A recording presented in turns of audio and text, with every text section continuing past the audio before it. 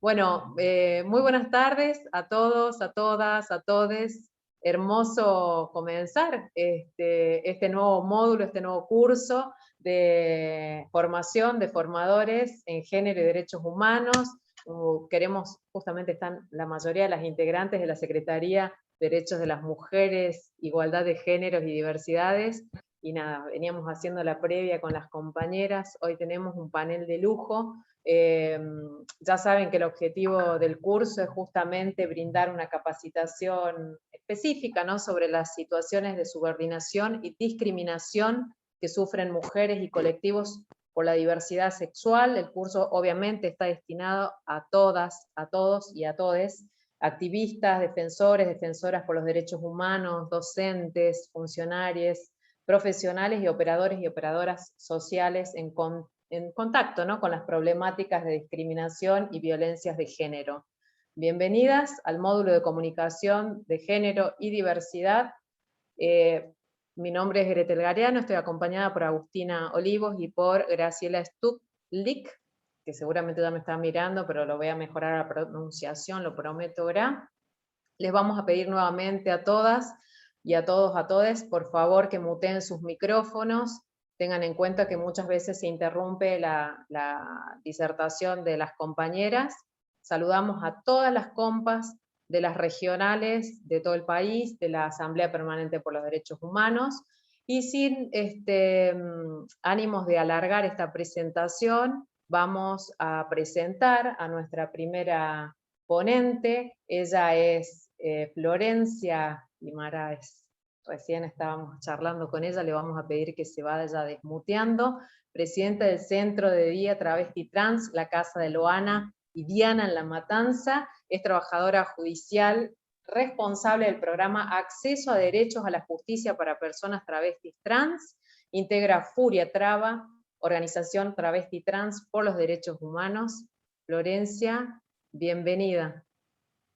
Bueno, muchas gracias. Buenas tardes a todas las personas que están acá también con nosotras. Un placer poder estar nuevamente en esta tan necesaria formación, en este espacio, poder poner la voz una vez más como militante por los derechos humanos, pero sobre todo como traba, como travesti. Es realmente necesario e importante, ¿no? Sobre todo si hablamos, si podemos arrancar un poquito hablando de la comunicación, de los medios de comunicación, de cómo siempre se ha negado nuestra participación, se nos ha excluido, se nos ha estereotipado, estigmatizado y se ha creado un fenotipo específico sobre las personas travestis y trans, ¿no? Quizás hoy por hoy sí podemos contar con compañeras que han llegado a los medios de comunicación a través del periodismo. También tenemos compañeras que hace muchos años están en los medios hegemónicos de comunicación a través de la representación de los medios más mediáticos, del teatro y todo lo demás.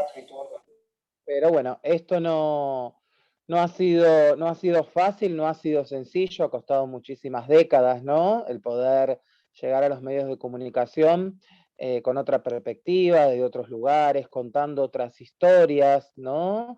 Y siendo nosotras las protagonistas de esas historias.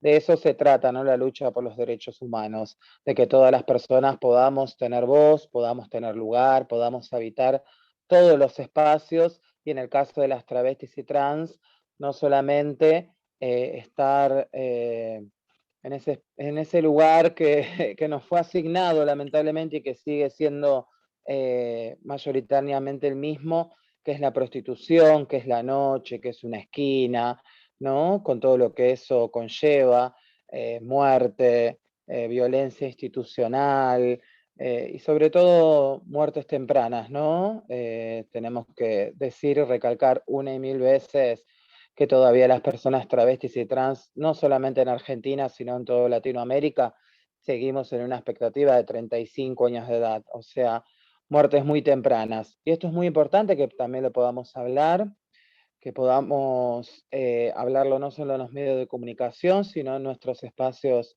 de organizaciones, en nuestros espacios de militancia, que la agenda travesti pase también a ser parte de la agenda política y emocional de la sociedad, ¿verdad?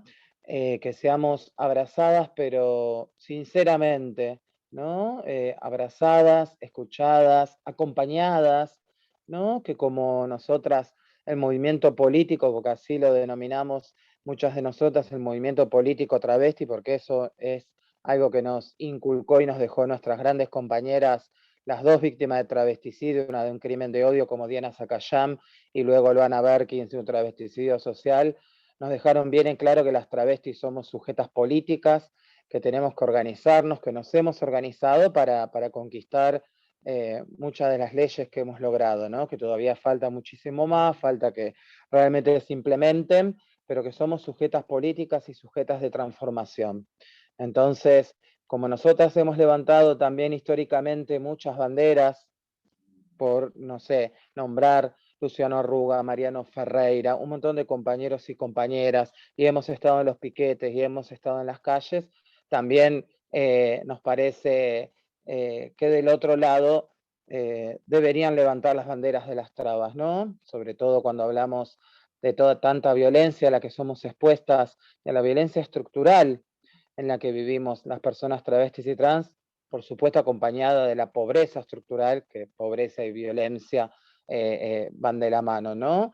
Entonces, van de la mano, me refiero en términos de vivir en la pobreza o empobrecida, es súper violento y atravesamos todo tipo de violencias, violencia institucional, violencia en las calles cuando salimos, violencia a nuestros pibes cuando salen con gorrita de nuestras barriadas y son requisados y son molidos a golpes por la policía y son asesinados víctimas de gatillo fácil, y nuestras pibas que son captadas y secuestradas por las redes de trata con fines de prostitución, ¿verdad? Cuando hablo de violencias dentro de los marcos del empobrecimiento, me estoy refiriendo a esas cuestiones, ¿no? Y algo tan violento como tener hambre, como tener necesidades, como no poder llenar la olla, como no poder acceder a un montón de lugares, ¿no? A lugares realmente de participación y de toma de decisiones. Recién hoy podemos ver en estas elecciones que tenemos pronto algunas compañeras y compañeros varones trans que van en listas de candidatas y candidatos para puestos políticos, pero yo soy muy crítica en esas cuestiones y me gustaría que mis compañeras y compañeros estuvieran en lugares que realmente pudieran llegar a tomar un cargo, ¿no? Y no como furgón de cola o como algo testimonial para decir, porque nos ha sucedido históricamente también, para decir, bueno, somos muy inclusivos, inclusives y tenemos una traba acá, otra traba allá, pero después esa persona travesti trans no tiene lugar, protagonismo ni toma de decisiones. Bueno, ahí tenemos una lucha también muy fuerte por la participación política en términos por fuera del movimiento travesti trans, ¿no? Porque somos parte de toda la sociedad, porque somos amigas, hermanas, tías, compañeras, porque somos enfermeras, doctoras o muchas otras cosas más, ¿no? En ese caso, poquitas, porque el 90% aún subsiste de la prostitución y esto lo vamos a ir derribando y esto lo vamos a ir, por supuesto, trabajando colectivamente todas las organizaciones. ¿Vemos cambios? Sí, por supuesto, vemos cambios. Tenemos ley de cupo laboral travesti y trans hoy a nivel nacional. Entendemos los tiempos burocráticos que todo esto lleva, pero hay algo que no entiende de burocracia si volvemos a un puntito de nuevo para atrás, que es el hambre, que es la necesidad. No entiende de burocracias, no necesitamos realmente que eso sea un poco más ágil, que sea más democrático, que los puestos de trabajo realmente sean para cualquier persona y no sean específicas y exclusivamente para tal o cual organización o tal o cual amigo o amiga, porque eso ha sucedido siempre en todas las personas y en todos lados, y necesitamos empezar a romper con esas cuestiones, ¿verdad? Entonces, yo agradezco nuevamente, vuelvo a insistir, el poder poner la voz, el poder hablar de todas estas cuestiones, el poder hablar también de la comunicación, de los discursos de odio que se dan cada vez más profundamente en las redes sociales, donde hace un par de años, pero sobre todo en estos últimos 2 o 3 años, vemos cómo se ha profundizado terriblemente y con una total impunidad con una total naturalización por parte de algunos sectores o de personas que no lo toman realmente como debería tomarse, los discursos de odio ante las personas travestis, trans, hacia las maricas, hacia las compañeras tortas, lesbianas, etcétera, pero sobre todo y puntillosamente hacia las identidades travestis y trans, ¿no? Donde siempre está puesto el foco desde un lugar biologicista, donde todo el tiempo las travestis seguimos atadas a la genitalidad, donde las personas en vez de hablar con nosotras, pensar en conjunto, interesarse por nuestras vidas, qué nos pasa, qué nos deja de pasar, el punto lo ponen siempre entre el medio de las piernas, entre el medio de los pantalones, y a partir de ahí un montón de estigmas, de discriminaciones y de violencias que vivimos no solamente en los medios de comunicación, las campañas políticas, en la injerencia de las iglesias, sino también lo venimos viviendo en los espacios que participamos hace muchos años, como los encuentros hoy plurinacionales, en muchísimos espacios venimos atravesando todo este tipo de violencias, ¿no? Que si las travestis sí, que si no, que si podemos, porque parece que fuera una empresa, si podemos o no ser feministas, si nos corresponde o no nos corresponde, cuestiones que creíamos saldadas después de muchísima lucha, y ahí vuelvo de nuevo a nuestras compañeras Diana Zacayán y Luana Berkin, que han transformado realmente el feminismo, o los feminismos, como los feminismos las han transformado a ellas, y ellas nos han transformado a muchas de nosotras. Creíamos saldadas esas discusiones, ¿no? Esos discursos de odio, esos tener que volver a un espacio, a un encuentro y ser miradas con recelo, y que nos digan que no quieren compartir el baño con nosotras porque por tener pene podemos ser potencialmente abusadores, violadores. Hemos escuchado todas estas cuestiones incansables veces, ¿no? Como si una persona que abusa de otra persona necesariamente tuviera que portar con un pene, ¿no? Sabemos que para ese tipo de cuestiones no es necesario tener pene. Se abusa a las personas de diferentes maneras. Entonces, me parece que estos discursos que calan profundamente en la sociedad, porque también entran en nuestras ventanas, en nuestras casas, en nuestra tele, en las escuelas, hacen mucho daño. Tenemos un montón de juventudes y adolescencias travestis, trans, no binarias, etcétera, que lo sufren diariamente con muchísimos intentos de suicidio. Tenemos un montón de familias que están luchando contra la corriente día a día en las instituciones como la escuela, los registros civiles, etcétera, para que se respete la identidad de sus niñeces travestis y trans, porque también el punto está puesto en las niñeces travestis y trans y en sus familias, ¿no? En madres que tienen que atravesar que se les diga, y esto nos va a sonar muy conocido, que digan esas madres están locas, ¿no?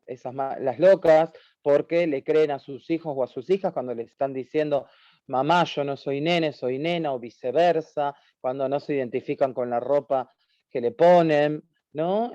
Tienen que atravesar todas esas violencias, que los demás padres de la escuela apliquen también toda la discriminación en los grupos de WhatsApp, con los directivos de las escuelas que no respetan la ley de identidad de género. Lo mismo sucede, obviamente, en los medios de comunicación, ¿verdad? Donde no se logra hacer respetar la ley de identidad de género, donde vemos en los canales centrales a las 9, 10, 11 de la noche y a la tarde o en cualquier horario, cómo se están riendo de las personas travestis y trans, cómo nos tratan a las travestis en modo masculino, cómo la identidad travesti, que es una identidad fuertemente política y sudaca, que muchas de nosotras la defendemos, pero a garras y dientes, sigue siendo estigmatizada. Travesti sinónimo de varón disfrazado de mujer, travesti sinónimo de masculinidad, travesti sinónimo de prostitución, escándalos, sida, etcétera, etcétera, etcétera, ¿verdad?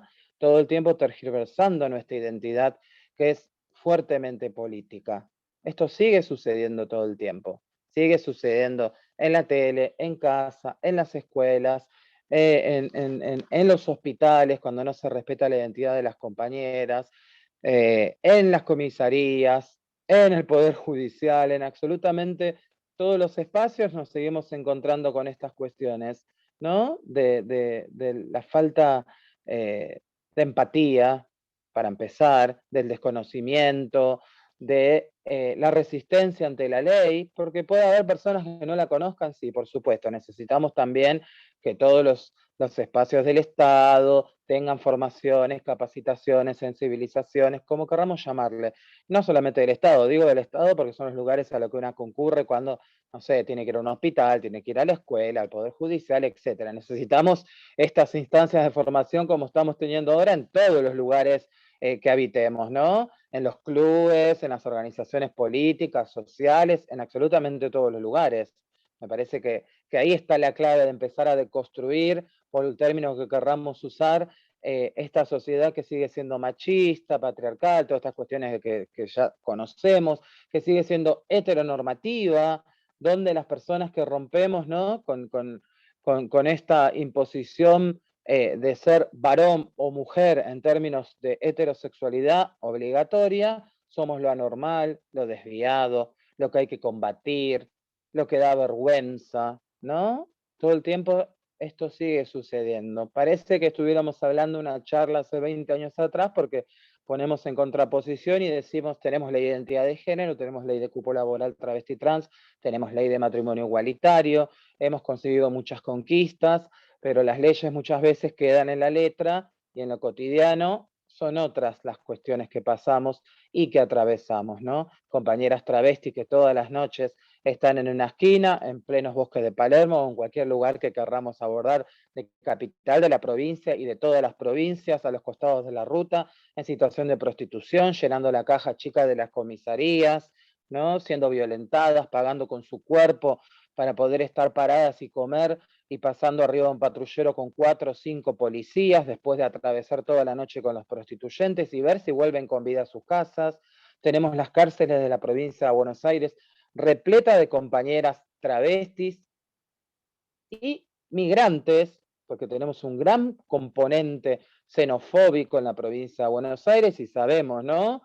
Nunca me voy a olvidar, apenas en el año 2015 fue esto, apenas se aprueba la ley de cupo laboral travesti trans Diana Zacayán en la provincia de Buenos Aires, se le pregunta al intendente en ese momento de La Plata, Julio Garró, un medio de comunicación, me pregunta si iban a aplicar la ley de cupo laboral travesti trans y él lo que dijo, su respuesta fue, a los travestis hay que darles un psiquiatra, el trabajo es para las familias, ¿no? Eso sigue muy vigente, lo dijo esa persona, pero sigue muy vigente, ¿no? Y justamente es en la ciudad de La Plata donde hay una gran persecución a las compañeras que están en situación de prostitución. Todos los días, todas las noches, arrojadas siempre, ¿no? Porque parece, muchas veces quizás no lo profundizamos. Bueno, tenemos la zona roja, como Luana decía, el corralito de las pobres. Las mandamos, a ver, las ponemos al costado de Aeroparque, de la autopista, en un bosque, en los bosques de La Plata, en la oscuridad, ¿verdad? Están, tienen que estar, porque la sociedad la necesita, porque si no, todos estos varones que consumen nuestros cuerpos travestis de manera clandestina, porque no se animan a hacerlo de otra manera, ¿no? Necesitan tener ese servicio, pero debe estar escondido, ¿no? Las trabas las ponemos al costado, abajo en la oscuridad, y no importa si la mata un tipo, si las violan, si entra la policía y te muele a golpes, no pasa nada porque no somos ni siquiera ciudadanas de segunda ni de tercera, directamente somos un pedazo de carne, ¿no? Para este sistema. Esa es la realidad, ¿no? Y me paro ahí porque no lo digo en mi presentación, a veces sí, a veces no, pero soy una sobreviviente de prostitución, que hoy puede contarlo. La mayoría de mis compañeras no lo pueden contar, inclusive Luana, que era mi amiga, Diana y un montonazo de compañeras más, no pueden estar hablando hoy, porque murieron a causa de enfermedades que tienen que ver con el sistema prostituyente, porque fueron asesinadas, porque también hay que poner sobre la mesa, y esto me parece muy importante, que la mayoría de los travesticidios se dan en contextos de prostitución. Son las compañeras que son asesinadas, la mayoría de todas ellas, cuando están en su departamento privado, cuando están en la esquina, cuando están en la calle, cuando en un albergue transitorio, cuando suben a un coche, adentro de una comisaría, ¿verdad? Esas cuestiones también debemos profundizarlas, hablarlas, ¿no? Cuando del otro lado vemos cómo avanza furiosamente el discurso de la prostitución como un trabajo. ¿no? Este discurso, a mi punto de vista, neoliberal, ¿no? Este discurso de la libre elección, cuando yo me pregunto y siempre hago la misma pregunta, ¿no? ¿Cuál es la elección que tenemos la mayoría de las personas que somos prostituidas? Y no solo las travestis, sino las mujeres también, y niños y niñas, ¿no? Ni que hablar, que terminamos en la prostitución. ¿Cuál es la base de la que arrancamos todas las personas, ¿no? Entonces, a ver, quiero ser puta, o quiero ser doctora, abogada, enfermera, psicóloga, verdulera, lo que fuese.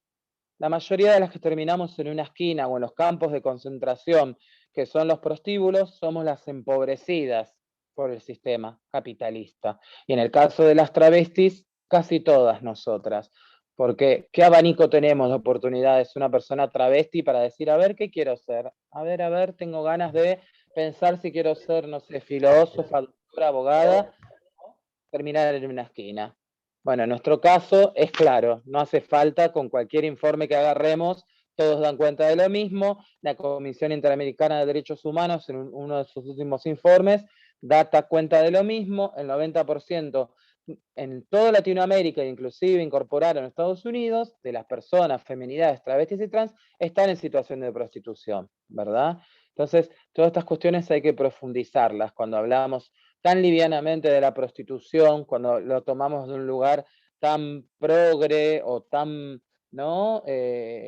Moderno, y no profundizamos cuáles son las bases de la prostitución, que la prostitución es una institución que es uno de los pilares donde se asienta el patriarcado, ni más ni menos, para seguir sosteniendo, ¿no? Primero, los privilegios de cientos de millones de varones que tienen, lamentablemente, y por eso también es tan importante la ley de educación sexual integral, tienen desde su juventud naturalizado que ir de putas está bien, que el padre, el tío, el primo lo lleva a debutar con una prostituta, que la pornografía va a ser su educación sexual integral, ¿no? Esa pornografía donde nos enseñan esos cuerpos que casi ninguna de nosotras tenemos, ni nosotros, y esas genitalidades, donde se practican cuestiones sexuales que, wow, decís, ¿cuándo en mi vida voy a hacer eso? Pero también donde se aplica muchísima violencia, ¿verdad? Entonces me parece que son muchas cuestiones las que tenemos que poner sobre la mesa para hablar de derechos, para hablar de géneros, ¿verdad? Y para hablar de derechos humanos, ¿cierto? Así que bueno, nada, no quiero hacer mucho más larga para darle espacio a las compañeras, pero me quedo acá. Gracias. Muchas gracias, Flor, muchísimas gracias por la claridad. Bueno, ya sabes, tenemos un montón de mensajes que seguramente después vamos a ir priorizando, y seguro que Graciela te va a hacer las preguntas correspondientes. Felicitaciones. Voy a intentar compartir pantalla. Por favor, todos crucen los dedos para que salga todo bien. Ustedes ya saben cómo es la tecnología. Vamos a tratar de pasar un video, 2 segundos. Espero que puedan escuchar todos y todas, todes. Ahí vamos.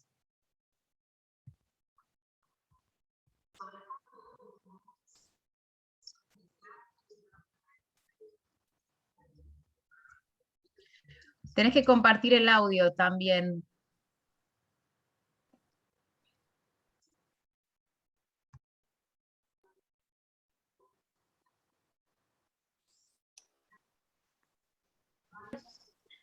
¿Podrías poner más fuerte, Gret, que no se escucha mucho? Es lo más fuerte que tengo.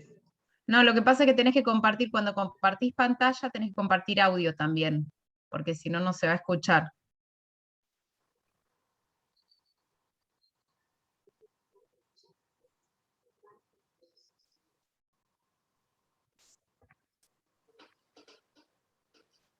En tal caso, dejarlo de compartir y volver y compartir abajo el audio, ¿te parece? Bueno. Si no, Voy yo creo que a... lo tengo. 2 segundos, por favor. Porque lo probamos antes de ingresar y salía. Por eso les pregunto. Bueno. Bueno, pero Les voy a preguntar a todas. en tecnología Murphy existe. Chicas, el resto no escuchó nada, como para saber si no escucharon nada, entonces, listo, lo intentamos después. Entonces, Avanzo para no dilatar más el desarrollo del curso. Voy a presentar a una compañera que le voy a pedir que ya vaya desmuteándose. Ella es Verónica González, es licenciada en informática y periodista, diplomada en periodismo de género y en criminalística y criminología, también con especialización en políticas públicas para la igualdad en América Latina, Flaxo-Claxo. Fue coordinadora de comunicación y referente de género de la Agencia Nacional de Discapacidad entre febrero del 2020 y junio del 2021. Durante 10 años fue columnista y realizó informes especiales sobre género, discapacidad y derechos humanos en el noticiero de la TV Pública Argentina. Actualmente realiza tareas de producción, ponente también en el Foro Social de Discapacidad y Derechos Humanos Ginebra 2016, tallerista, conferencista nacional e internacional en cuestiones sobre discapacidad, derechos humanos, derechos sexuales y reproductivos, géneros, entre otros. Integrante de la Red por los Derechos de las Personas con Discapacidad y la Red Argentina de Periodistas de Género, autora de Buenas Prácticas en Comunicación y Discapacidad, la guía Medios y Discapacidad y el documental La IRE. Todo tuyo, Vero. Bueno, buenas tardes a todas, a todos, a todes. Muchas gracias por esta oportunidad. La verdad que para mí es un gusto compartir panel con las compañeras y esta convocatoria para conversar con todos en esta tarde. Gretel, empezamos con el PowerPoint, ¿te parece? Ahí vamos, 2 segundos, por favor. Perfecto. O si no, si querés probamos nuevamente con el video, como prefieras, como te resulte más cómodo.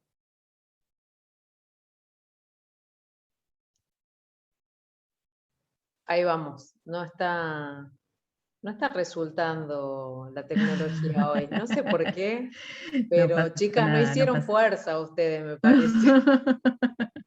No hicieron fuerza. 2 segundos, ahí Tranqui. reinicio Sí. esta parte.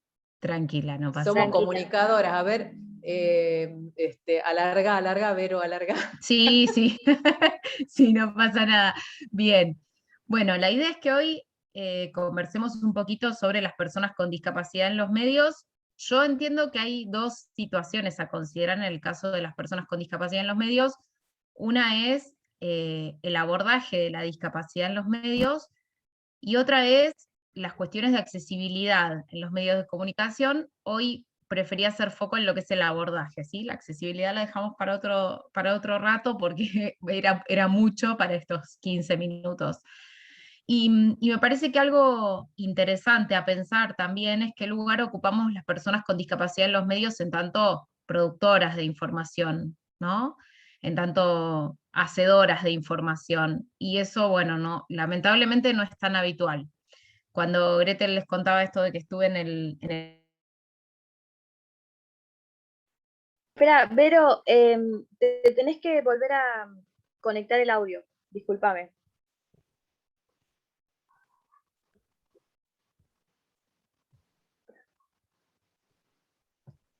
Vero, ¿estás?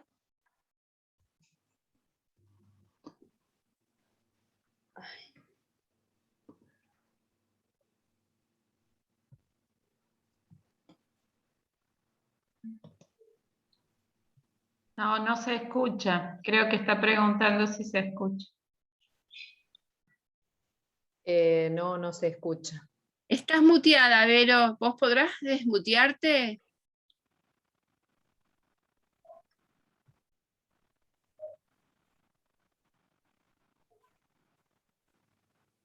¿Qué habrá pasado?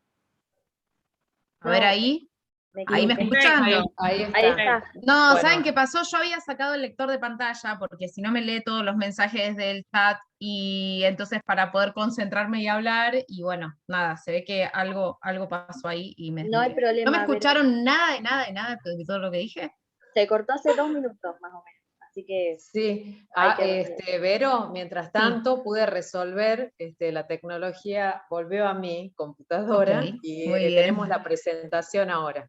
Bueno, listo. Entonces empezamos con el PowerPoint. Yo les estaba diciendo muy rapidito que para mí había varios ángulos desde los cuales se podía ver la relación de las personas con discapacidad con los medios. Uno es el abordaje de cuestiones de discapacidad en los medios, que es lo que vamos a trabajar hoy. Otra cuestión que se puede considerar es el acceso a la información para personas con discapacidad en los medios, es decir, la accesibilidad, que no voy a poner mucho el foco en eso hoy, porque no tenemos tiempo. Y otra cosa que me parece interesante plantear es que no es común que las personas con discapacidad seamos parte de los medios, parte activa, trabajadoras, ¿no? Cuando Gretel les decía esto de que participé del Foro Social de Discapacidad y Derechos Humanos en Ginebra, era porque no es habitual, digamos, porque era una experiencia inédita el que una persona con discapacidad hiciera tele en igualdad de condiciones con las demás personas, o casi, ponele. Pero bueno, un poco plantear esto porque me parece interesante ponerlo sobre la mesa antes de empezar, porque que esto no ocurra tiene que ver con un montón de desigualdades que todavía enfrentamos las personas con discapacidad. Bien, les traje una presentación, vamos a partir de algunos conceptos básicos, voy a ir medio rapidito en algunas cosas para hacer foco más en otras. Vamos a empezar con la definición de personas con discapacidad que establece la Convención, que dice que incluyen a aquellas personas que tengan deficiencias físicas, mentales, intelectuales y sensoriales a largo plazo, o sensoriales a largo plazo, que al interactuar con diversas barreras puedan impedir su participación plena y efectiva en igualdad de condiciones con las demás. ¿Sí? Tenemos una persona que tiene una deficiencia y al interactuar con la sociedad, con el entorno, experimenta diversas barreras. Las barreras son claves para las... y nos muteamos, por favor. Las barreras son claves en el ejercicio de derechos, porque nos condicionan nuestro ejercicio de derechos. La Convención sobre los Derechos de las Personas con Discapacidad reconoce nuestros derechos económicos, civiles, políticos, sociales y culturales, que los teníamos, porque ya en tanto somos personas los teníamos, pero hubo que desarrollar un tratado específico, porque en realidad no se podían materializar, no los podíamos ejercer. El lema de la convención es nada sobre nosotros y nosotras y nosotros y nosotras, porque fue elaborada con gran participación de personas con discapacidad y organizaciones de personas con discapacidad. Y en nuestro país tiene rango constitucional. Es decir, que el Estado cumpla con la convención no es algo que el Estado puede elegir. El Estado ya ratificó la convención y la tiene que cumplir. La accesibilidad es clave en la convención, es un derecho que está establecido en el artículo 9 de la convención. También es un principio, la convención se basa en varios principios como la autonomía, la dignidad, la igualdad entre el hombre y la mujer, el respeto por la evolución de las facultades de los niños y las niñas. Y es un medio de acceso a derechos, la accesibilidad. Pensemos, si tenemos veredas y calles accesibles, si tenemos transportes accesibles, si tenemos escuelas accesibles, se pueden acceder a un montón de derechos. ¿Sí? No habría dificultades, por ejemplo, para que el domingo las personas usuarias de silla de ruedas puedan emitir el voto, como seguramente en algunas escuelas va a haber problemas, porque no todas las escuelas son accesibles. La accesibilidad abarca la accesibilidad física y la accesibilidad a la información y las comunicaciones. ¿Sí? Para pensar mecanismos de accesibilidad hay que contemplar la tecnología asistiva, el desarrollo de tecnología asistiva, el acceso a lugares públicos o de uso público, que las calles sean accesibles, que el transporte sea accesible. En el artículo 9 dice lugares de trabajo. Y normalmente uno puede pensar, bueno, ¿y qué lugares de trabajo? Y todos, porque en todos los lugares podemos trabajar quienes tenemos alguna discapacidad. Como en todos los lugares pueden trabajar las personas trans, como en todos los lugares pueden trabajar las personas migrantes. Entonces, para trabajar quienes tenemos alguna discapacidad, en algunos casos necesitamos mecanismos de accesibilidad. ¿Qué es el diseño universal? Bueno, el diseño universal es pensar servicios, entornos, productos, de manera tal que puedan ser utilizados por la mayor cantidad de personas posibles. Y eso contemplando el uso de tecnología asistiva. ¿Qué es la tecnología asistiva? Por ejemplo, es el lector de pantalla que a mí me lee la pantalla de la computadora, que ahora lo desactivé porque si no me estaría leyendo todos los comentarios en el chat. Otro mecanismo de tecnología asistiva puede ser un teclado de conceptos para una persona que no puede expresarse verbalmente. Entonces esa persona puede señalar el teclado de conceptos y mostrarnos lo que quiere decir, ¿sí? Entonces, la accesibilidad es una obligación. Los estados no pueden decir, ay, yo no sabía que en esta escuela iba a estudiar un chico o una chica con discapacidad, o yo no sabía que en esta escuela iba a trabajar un docente con discapacidad. La accesibilidad tiene que ser incorporada por los estados. Y el diseño universal tiene que ser algo estimulado, digamos, para que cuando se produzcan productos, cuando se elaboren productos, cuando se piense en servicios, sean accesibles. Y cuando todo esto no alcanza, el diseño universal y la accesibilidad, vienen los ajustes razonables que se implementan para dar respuesta a una situación específica, ¿sí? No me voy a detener mucho, solo decir que la razonabilidad de los ajustes tiene que ver con que sea efectivo para cumplir ese derecho, no con un término económico. Muchas veces se agarran de lo económico para no implementar estos ajustes. Bien, el lenguaje.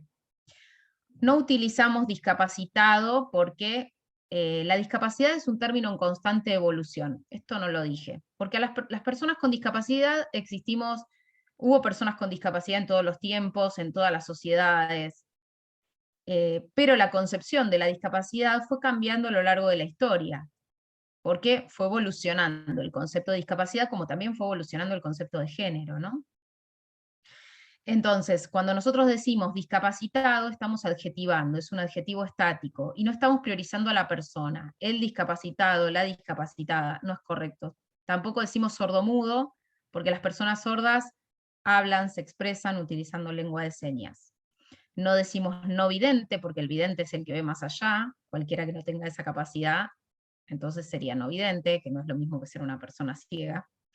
No decimos enano, no decimos sufre, padece o está afectado porque estamos emitiendo un juicio de valor sobre lo que a la persona le pasa con la discapacidad. Y la discapacidad no es una tragedia, puede serlo en función de cómo lo viva cada uno, en función del entorno, de las posibilidades de desarrollo y de un montón de cosas, pero no necesariamente lo es. Y nosotros desde los medios de comunicación no deberíamos hacer un juicio de valor sobre eso. No usamos la discapacidad como un antónimo de normalidad. Esto es muy común y está muy instalado. Los normales y los que tienen discapacidad, ¿no? Es como, no, porque estudia con chicos normales. ¿Qué es normal? Entonces lo que utilizamos sí es persona con discapacidad y si queremos podemos precisar qué tipo de discapacidad tiene.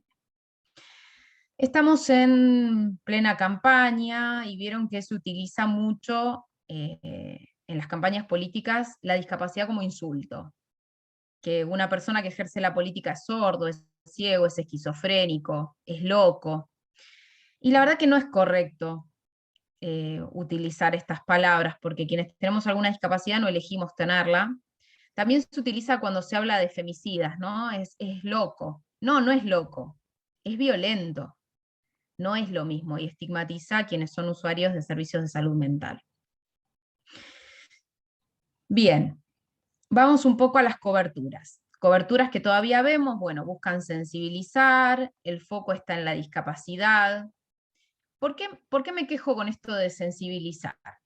Yo prefiero usar la palabra concientizar, porque a mí me parece que la cosa de sensibilizar tiene que ver con un efecto inmediato, con que lloremos, con conmover, ¿no? Y me parece que eso no nos sirve a las personas con discapacidad. Estamos bastante cansadas de conmover, de que se nos vea como pobrecitos, de que se vea como una tragedia, como algo tremendo que nos pasa a nosotros y a nuestras familias, ¿no? Que tuvieron la desgracia de recibirnos. La verdad que es un abordaje terrible, entonces me parece que es mejor concientizar y hablar de derechos. Entonces el foco está en la discapacidad, se ve como un problema, o un disvalor, nos ponen la musiquita de fondo que conmueve, y muchas veces ni siquiera estamos las personas con discapacidad, siempre hay profesionales, familiares que hablan por nosotros. ¿Qué pasa con las mujeres con discapacidad? Bueno, sufrimos discriminación múltiple, tenemos mayor exposición a sufrir violencia de todo tipo y a veces nos cuesta ver que estamos siendo víctimas de violencia por muchas cosas que traemos desde muy chicas, ¿no? Y porque ¿quién va a violentar a una mujer con discapacidad? Somos menos creíbles al denunciar y experimentamos múltiples barreras al denunciar y para salir de esos ciclos de violencia. Y muchas veces quienes nos violentan son quienes deberían cuidarnos, asistirnos, ¿no? La verdad que es muy complejo. Bien, les traje algunos ejemplos de notas periodísticas. El humanitario gesto de un juez a una mujer con discapacidad es la primera, y dice que el juez le explicó el fallo en un lenguaje llano, de fácil lectura.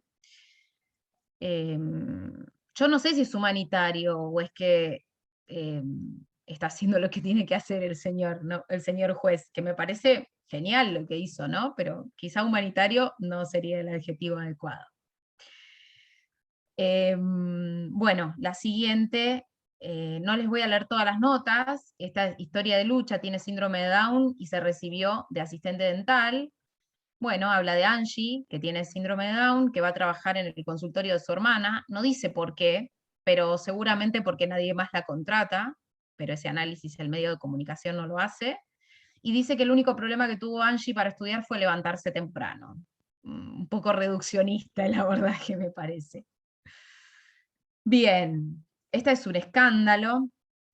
Dice, 2 camaristas de Neuquén trataron a una discapacitada, dice así, violada como casi humana. Los jueces Emilio Castro y Héctor de Dominici de la Cámara de Neuquén, en un fallo por violación a una discapacitada, otra vez, trataron a la víctima de ente con características humanas, entre otros términos. Y bueno, y fueron denunciados ante el INADI, claro, ¿no? No podía terminar de otra manera la nota. Bien, acá traje 2 para que comparemos. La primera, para que veamos cómo difiere el abordaje cuando hablamos de una chica con discapacidad y una chica sin discapacidad. Cómo es distinto, ¿no? A Laura le violaron a su hija de 14 años con capacidad mental de 5 años en la zona rural donde vivía y trabajaba. El sujeto de esta nota es Laura, que es la mamá de la joven que fue violada, que es una joven de 14 años con discapacidad intelectual. Cuando nosotros decimos con capacidad mental de 5 años, ya automáticamente dejamos de ver a una chica de 14, empezamos a ver a una niña de 5, ¿no? Cuando los profesionales que trabajan en psicopedagogía y en educación, muchas veces hablan de capacidad mental, trabajan sobre la base de cuestiones intelectuales, cognitivas, ¿no? Si la persona puede leer y escribir, si puede sumar, restar, etc. Pero hay un montón de cosas que tienen que ver con la vinculación social que no se evalúan en ese tipo de test. Entonces, esto de reducir la capacidad mental de 5 años, me parece que es complejo y es limitante, ¿sí? Y el sujeto es Laura. Bueno, esto es capacitismo, ¿no? ¿Cómo valoramos los cuerpos, ¿no? Lo que pueden hacer las personas.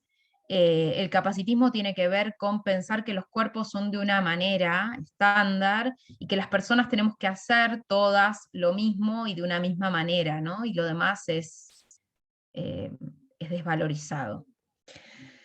Vemos qué pasa con una niña sin discapacidad. Una nena de 10 años en Salta fue violada, aunque en la Argentina es legal la interrupción de un embarazo, en estos casos, en Salta la nena violada no puede acceder a este derecho. De golpe, una niña es sujeta a derechos, la otra no. Veamos esta. Una mujer de 27 años que padece parálisis cerebral severa dio a luz a un bebé. Las autoridades médicas confirmaron que le realizaron la cesárea y luego una ligadura de trompas con consentimiento de la familia. El embarazo era producto de un acto de violencia sexual. Entonces, tenemos una mujer de 27 años con parálisis cerebral que fue violada y le hicieron la cesárea y le ligaron las trompas, con consentimiento de su familia. Ahora, ¿cómo reaccionaríamos si pasara esto? ¿Pusiste la siguiente? ¿Sí? Bueno, en la siguiente desaparece la parálisis cerebral. Ya no es una mujer con parálisis cerebral, es una mujer de 27 años, que fue violada y los médicos le hacen la ligadura de trompas con consentimiento de la familia. Escándalo, ¿no? Gravísimo. Pero como es una mujer con parálisis cerebral, pareciera ser que tiene menos derechos. Y uno puede decir, bueno, quizá no se puede comunicar.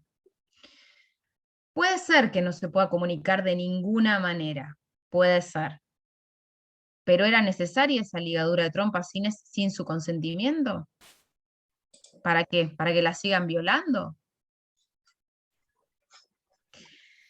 Bien, les traje otra de Tierra del Fuego, una de una mamá a quien le sacaron a su hijo, una mamá con discapacidad intelectual, simplemente para decirles que estas cosas siguen ocurriendo.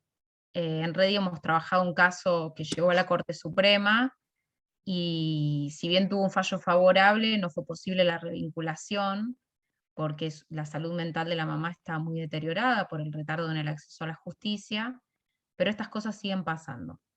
Solo les traje esta nota para contarles eso, lamentablemente.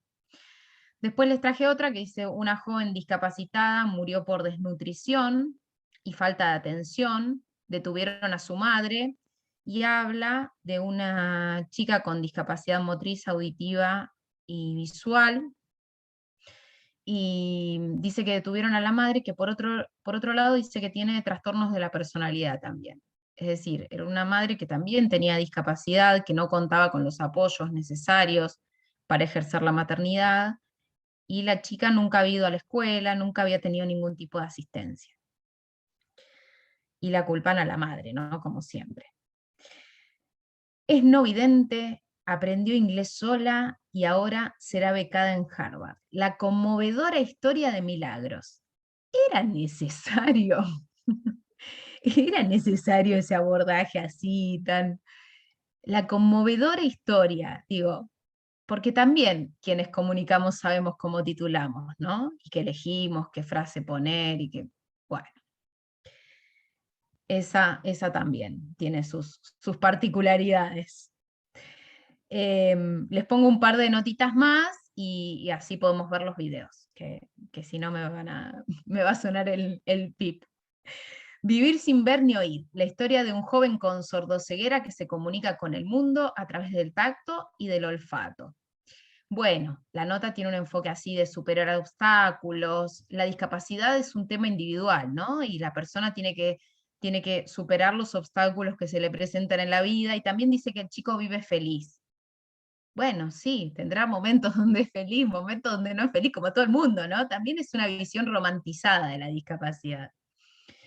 Bueno, y acá los compañeros de Telefe que hicieron esta sección que se llama Minorías, y desde Redi nos reunimos con ellos un poquito para charlar de esta sección. Dice, padres de chicos con discapacidad, ellos son padres y madres con todas las letras. Algunos se denominan a sí mismos padres especiales porque con un esfuerzo incesante acompañan a sus hijos en cada paso, en cada avance y complicación. Bueno, otra vez, ¿no? Lo especial, las situaciones heroicas, ¿no? Los papás y mamás heroicos, y los chicos que, bueno, que te hacen sacar lo mejor de vos. No es un abordaje que contribuya a vernos a las personas con discapacidad como sujetos de derechos. Bueno, ¿qué características tienen que tener las notas sobre discapacidad? Tienen que ser notas informativas, sin dramatismo, historias cercanas. Uno necesita contar historias y mostrar a las personas con discapacidad, pero quizá mostrar a una persona con discapacidad cocinando quizá no es muy relevante, ¿no? Mostrarlo en tareas comunes, diarias, no sería muy productivo, salvo que se destaque por hacer esa tarea, ¿no? Buscar fuentes y protagonistas, que sean notas positivas, digamos, que no sean para que nos deprimamos por la discapacidad que tiene el otro y que nosotros no podemos resolver, que tengan implicancia social, que no creen culpa, que sean originales, que tengan calidad, que tengan investigación, que haya transversalidad. No todas las notas de discapacidad tienen por qué ir en sociedad. No todas las personas con discapacidad tenemos que trabajar cuestiones de discapacidad, podemos trabajar cuestiones de discapacidad y podemos trabajar otras también.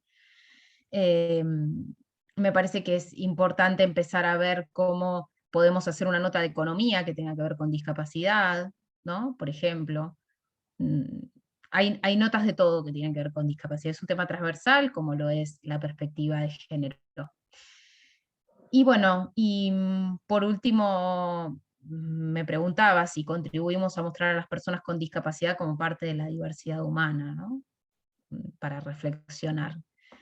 Y nada sin nosotros, pensaba también esto, ¿no? De que a veces se reformula un poquito el lema de la convención, porque si nos ponemos a pensar, todo tiene que ver con el género, todo tiene que ver con la discapacidad, todo tiene que ver con las personas migrantes, todo tiene que ver con los niños y las niñas. Digo, somos parte de una misma sociedad, y cuando pensamos cualquiera de los derechos, sin dudas tiene que ver con que todos podamos ejercerlos, los derechos. Gretel, ¿qué tiempo tengo para los videos? -10, ¿no? Agus nos va a pasé. pasar un video para poder Ok. darle ya paso a Perfecto. Cintia. Así, Perfecto. ¿sabes qué es lo más importante, Vero? Que les podamos también dar espacio a las compañeras que están preguntando. Sí. Solamente por eso. Agus, Total. cuando vos puedas, ¿qué Vero, video? ¿cuál querés que pase? ¿El de la campaña de deseo o la Pon el del aire. Perfecto. Gracias. Ahí lo paso. Gracias, Vero, felicitaciones.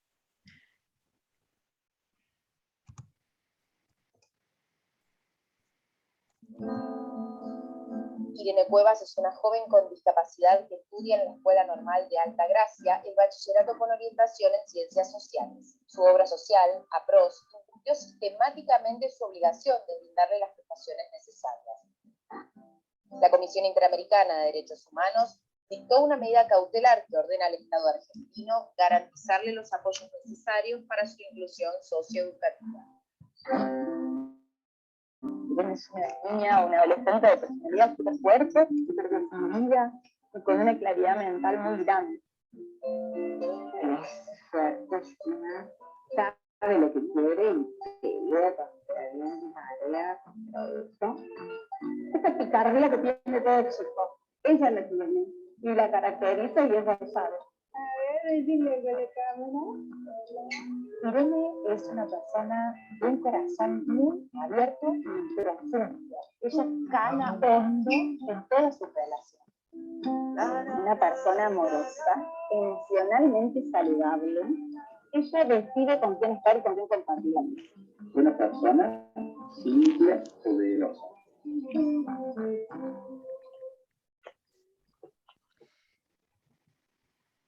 Yo no sé si se escucha.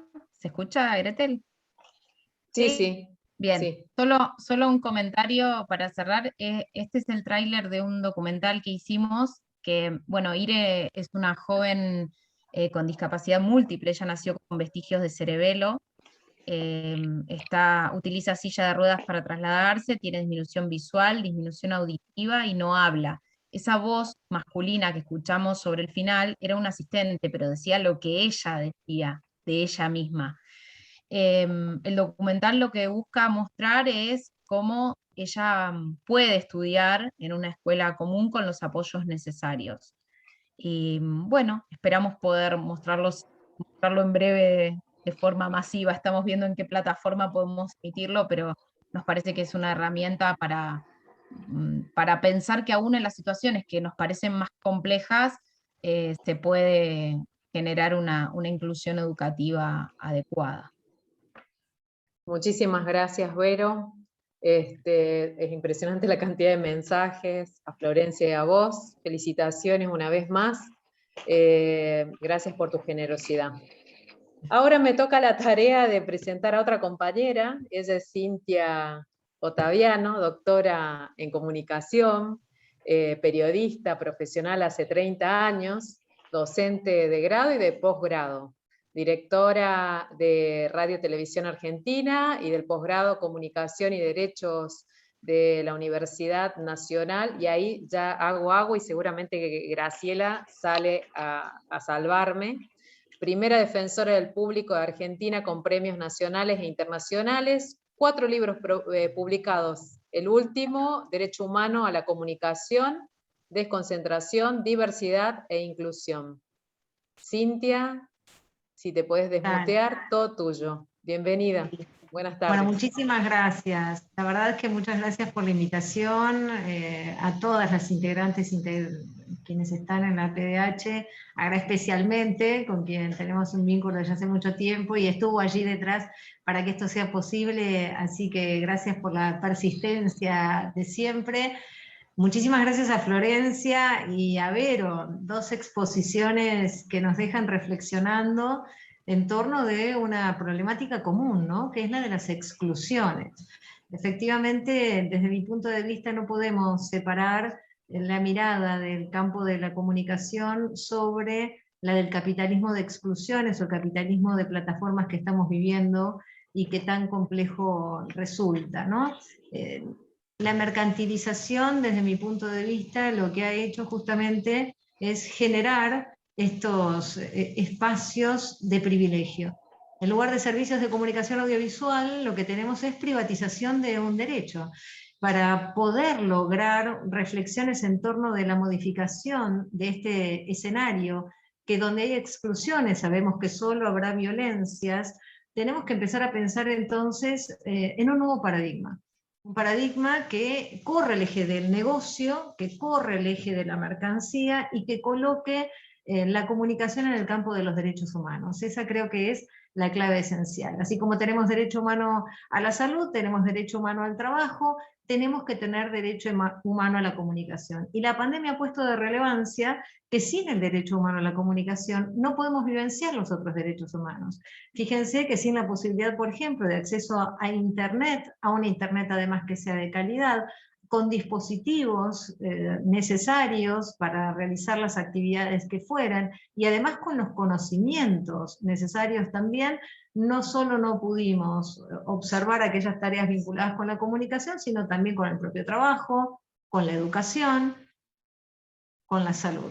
Entonces, esto que venimos sosteniendo, que hay una nueva conceptualización, que es política, que es social, que es jurídica, y que es el derecho humano a la comunicación, termina por consagrarse en el escenario menos pensado, que es el de la pandemia. Entonces, el análisis de todas las exclusiones vinculadas con los géneros, con ese final, no puede separarse del análisis de este capitalismo de exclusiones como una forma de denominarlo. Ahora bien, cuando hablamos, por ejemplo, de patriarcado, que tanto lo nombramos, a mí me gustaría hacer hincapié en el principal problema desde mi punto de vista. Efectivamente, el patriarcado lo tenemos que pensar como un sistema jerárquico de relaciones en las que los varones heterosexuales, pero también con determinadas estéticas y con determinadas perspectivas eurocéntricas, tienen privilegios por sobre las demás personas, ¿no? El patriarcado entonces es una forma de ordenamiento social, es una forma de ordenamiento político, es una forma de ordenamiento económico y es una forma de ordenamiento cultural. ¿Esto qué quiere decir entonces? Que hay no solo una superioridad impuesta por estos varones por sobre el resto de las personas, sino que propone pedagogías, propone estructuras, instituciones, prácticas que busquen perpetuar esta dominación. Y en el marco justamente de esas pedagogías que propone, que son estas pedagogías de la crueldad y de las exclusiones, es donde tenemos que trabajar esencialmente, contraponiéndoles, desde mi punto de vista, pedagogías de la inclusión y pedagogías de la solidaridad.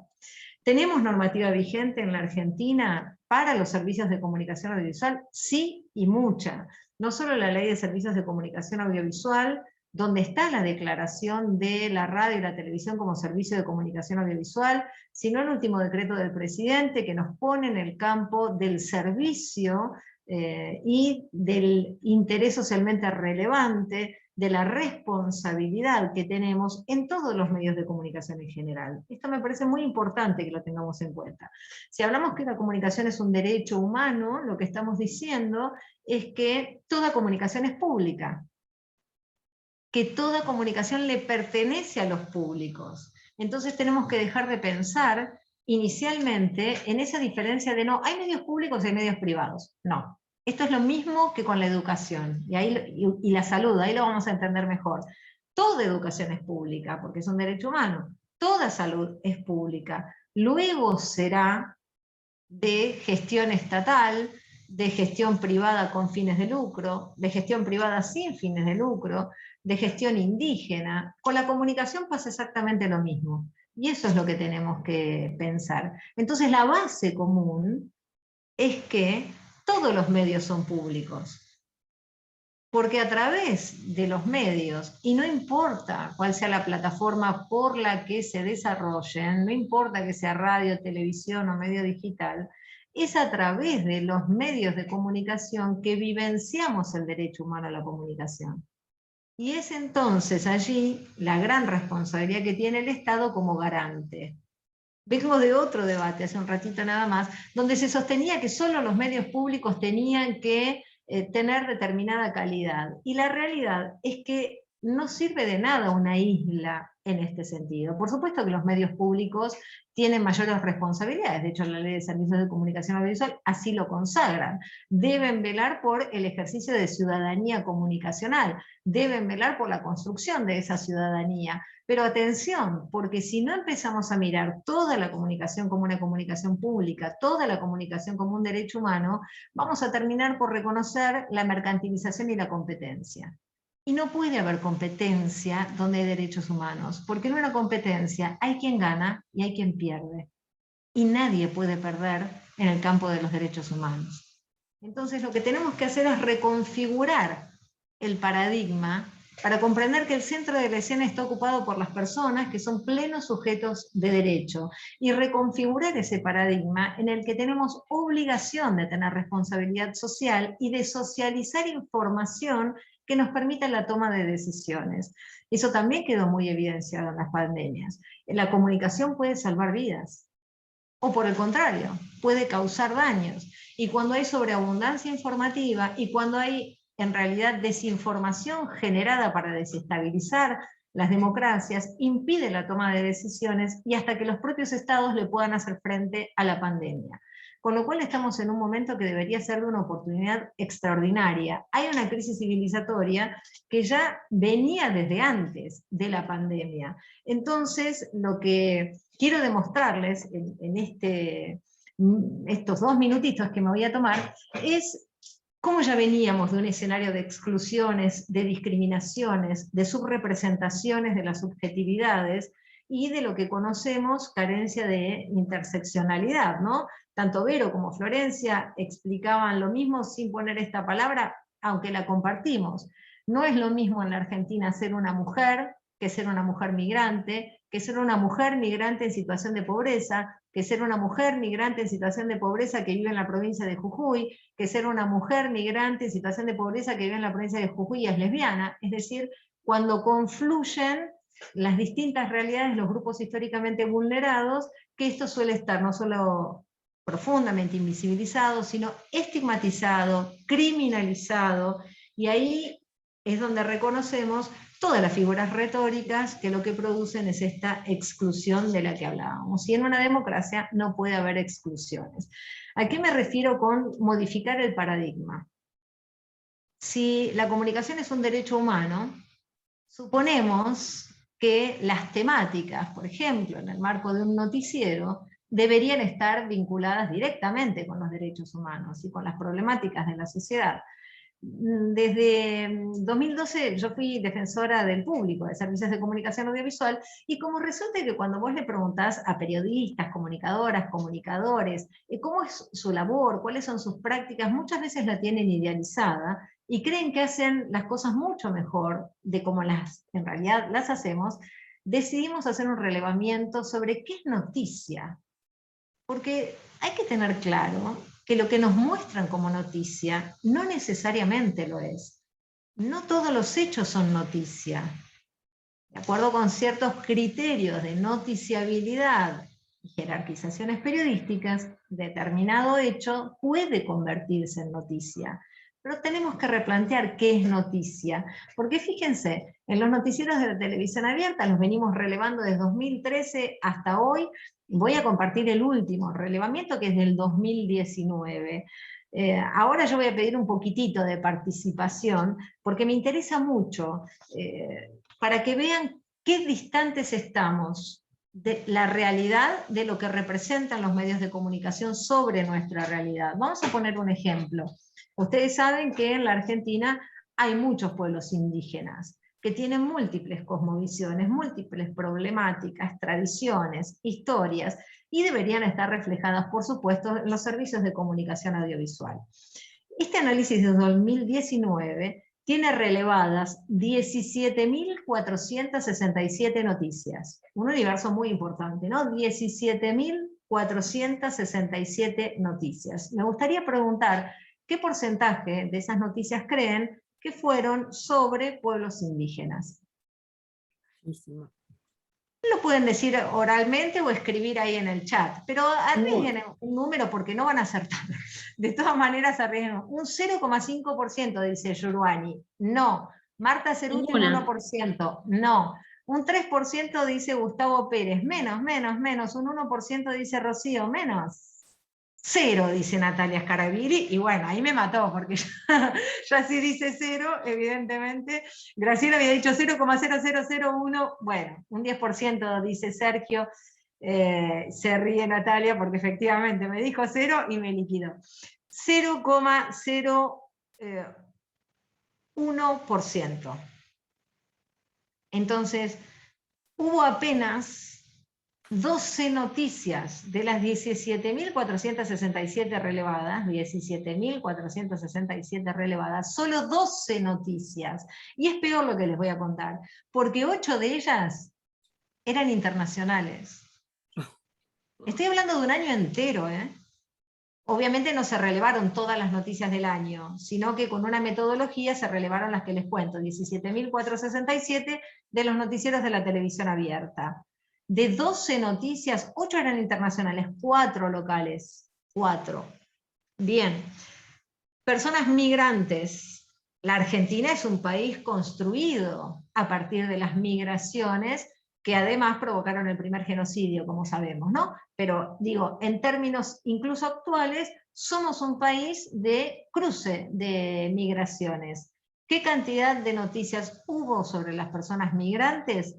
0,01%. Esta es la realidad de la televisión abierta de la Argentina del año 2019. Noticias sobre los derechos humanos. Bueno, a ver, ¿qué porcentaje creen que pudo haber habido de noticias sobre derechos humanos?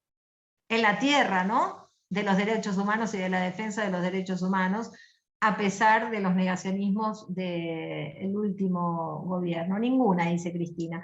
Bueno, sobre 17.467, el 0, Delfina dice el 5%, 0,1%. 0,1%. De educación, el 0,5%. De personas mayores, el 0,4%.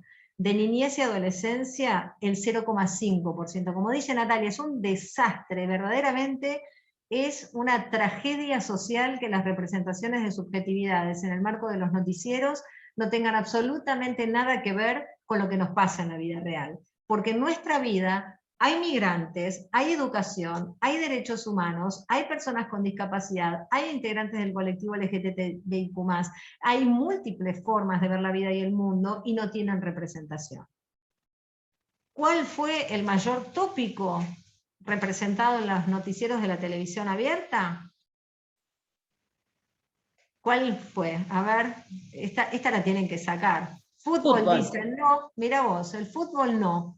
Seguridad. Paula Topaso, gol para combinarlo con quienes dijeron fútbol. Crímenes, dice Patricia. Farándula, Giovanni. Efectivamente, la mayor cantidad de noticias son las policiales y la construcción de categoría de seguridad, que en el marco de los medios de comunicación, la seguridad paradójicamente no es el acceso a los derechos humanos, que es lo que debería ser, sino que es los delitos a la propiedad privada, de quienes menos recursos tienen a quienes más. Esa es la categorización de seguridad, ni siquiera está vinculada con el crimen organizado, con el contrabando, con la fuga de capitales, con la evasión, con la ilusión, con la trata, con el narcotráfico, verdaderos problemas de este país, estructurales e históricos, sino que la categoría policiales está vinculada entonces, como les decía, con los atentados contra la propiedad privada. Y lo peor de todo esto es que cuando vemos cualitativamente las categorías que ocupan muy poco espacio, como les conté antes, en la quali están criminalizadas o policializadas, es decir, que vivimos en un estado de policialización. ¿Esto por qué es? Porque las lógicas del caos son las que se reproducen en el marco de los medios de comunicación. ¿Por qué? Porque se apela al negocio, la espectacularización, el morbo, lo que más garpa, así es la forma en la que se expresan quienes producen. Yo fui productora durante muchos años, es la lógica de producción. Pero esto acompaña entonces a lógicas de producción que son machistas, clasistas, estéticas y étnicas. Mientras no modifiquemos el paradigma en sí mismo, no vamos a lograr vivir en un verdadero Estado democrático. Creo que esa es la centralidad que tienen que ocupar nuestras reflexiones y nuestros pensamientos en torno de los medios de comunicación. Porque efectivamente, Patri, están diciendo allí neoliberales hegemónicas. Así es. A cada paradigma político le corresponde un paradigma político y por ende le corresponde un paradigma comunicacional. Si queremos pensar en las pedagogías de la inclusión y la solidaridad, tenemos que empezar a considerar cuáles son nuestras agendas, qué temas están incluidos, cuáles son los enfoques, cuáles son las fuentes de información y de qué manera logramos transversalizar los contenidos. No alcanza a consumar mujeres, no alcanza a consumar distintas diversidades identitarias. Alcanza lo que podamos hacer para una verdadera inclusión, y eso es modificar las estructuras tal y como están. Para cerrar, en los medios de comunicación, para que tengamos una idea, ¿no? En cuanto a la conducción y dirección empresaria, son menos de 1/3 en los altos cargos de dirección periodística.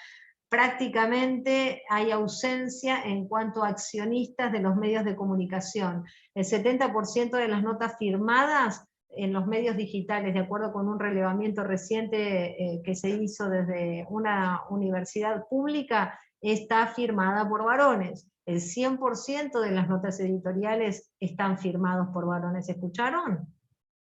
¿Realmente creemos que no hay una sola mujer que tenga capacidad editorial en los medios digitales?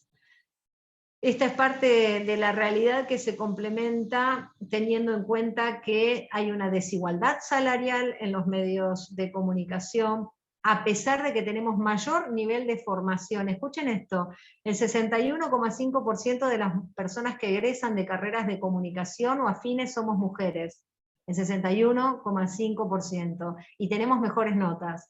Después resulta que cuando salimos a trabajar no conseguimos ni el mismo trabajo, ni la misma posición, ni el mismo salario. Esa es la desigualdad estructural que tenemos que enfrentar todos los días. En el marco de la pandemia, más de la mitad del personal sanitario son mujeres. ¿Saben cuántas fuentes de información fueron consultadas justamente por cuestiones de la pandemia mujeres?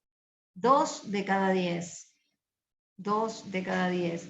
Y cuando te fijas en el análisis cualitativo de esas 2 de cada 10 fuentes que eran mujeres, la mayoría son testimonios de la perspectiva personal.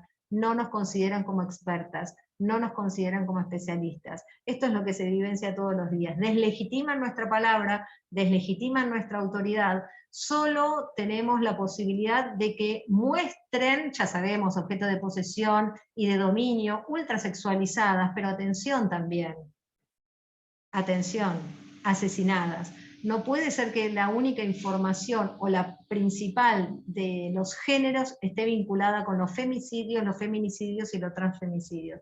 Es necesario empezar a mostrar las múltiples realidades que tenemos las mujeres y el colectivo LGTBQ+, de vivir la vida y el mundo, porque realmente formamos parte de la sociedad. Necesitamos romper el techo de cristal, quitar el suelo pegajoso, pero la forma de hacerlo es desmercantilizando para poder despatriarcalizar. No hay manera de despatriarcalizar si no es desmercantilizando. Hay que correr del eje de la escena el negocio y poner el derecho humano a la comunicación. Y ahí sí vamos a poder decir victoria.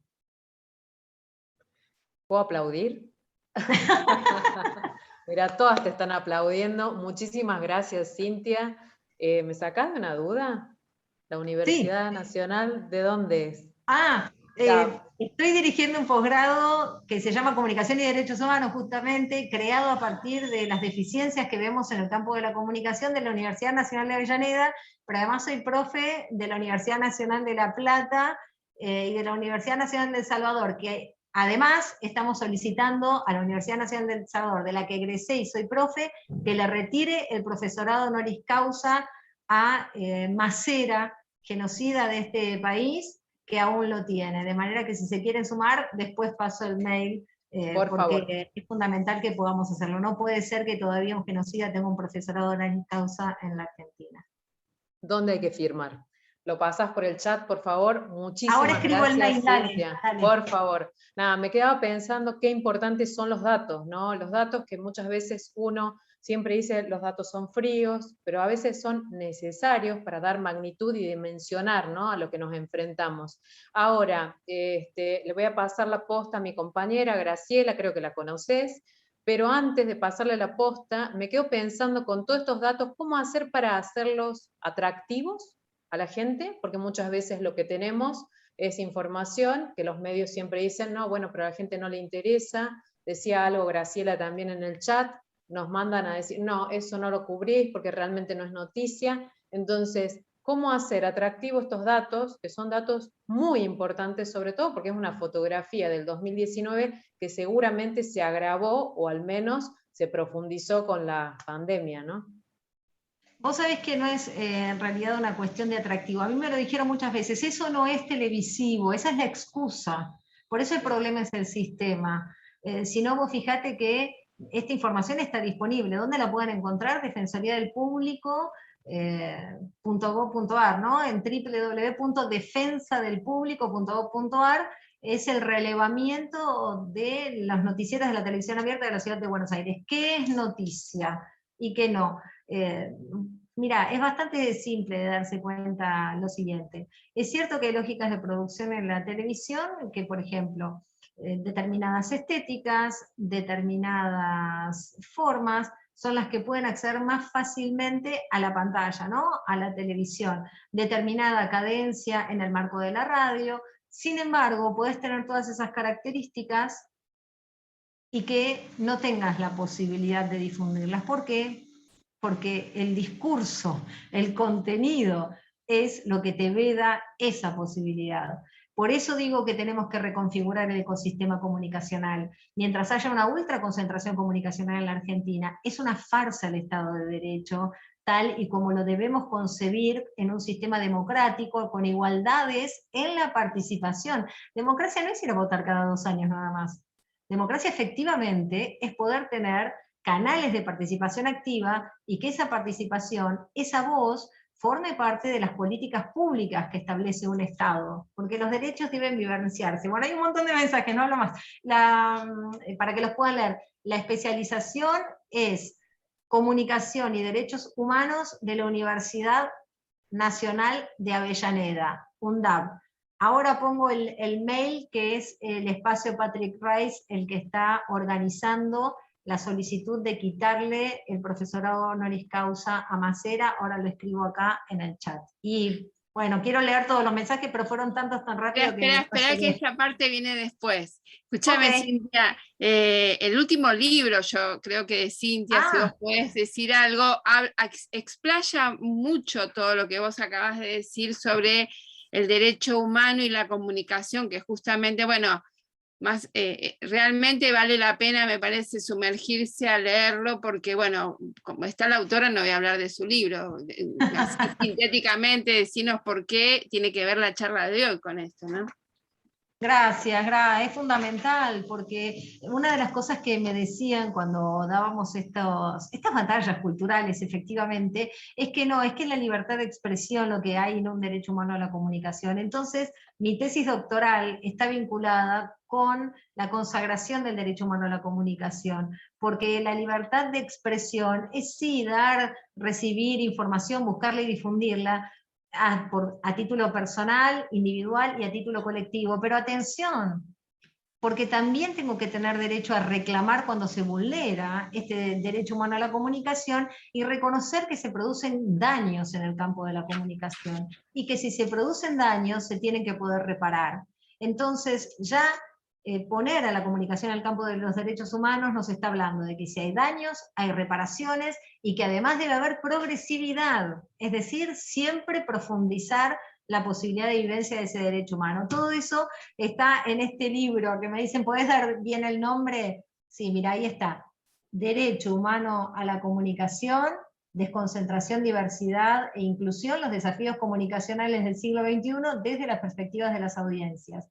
Y me lo publicó Punto de Encuentro y la Universidad Nacional de Avellaneda. Bueno, ¡ay, Cintia, pasé la todo el verdad, chivo!